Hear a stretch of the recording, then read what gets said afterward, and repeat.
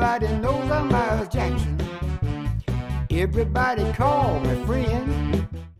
The reserve. This is the bottom line. This is the floor. This is the minimum amount that the seller will accept. I wrote an 11-chapter book, and it is titled, "The Number One Thing the Auctioneer Does Not Want the Buyer to Know." Well, let's shortcut it. It's the reserve. Why? Because the sellers change their mind all the time. In our listing agreements, the seller always writes down a reserve. It's confidential. It's non-published. We do not tell everybody. So when they ask me, well, why don't you just tell us what it is? Let's go back to that $1 million price tag, $500, $1,000 price tag. It doesn't matter what it is.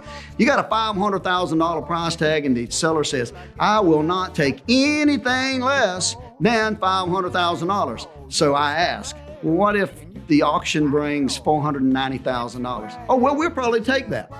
Well, if we tell the whole public that the reserve was $500,000, how are we ever going to arrive and get to $490,000? So once again, auctioneers, we may start with a starting bid at $50,000, but here's the reserve. That's $500,000. And if we exceed that reserve, 99.9% of the time, the seller is going to give that authorization to say, sold, sold, sold. We're going to sell the property. But what happens if we start the bid at $50,000 and end up at, let's just say, $475,000?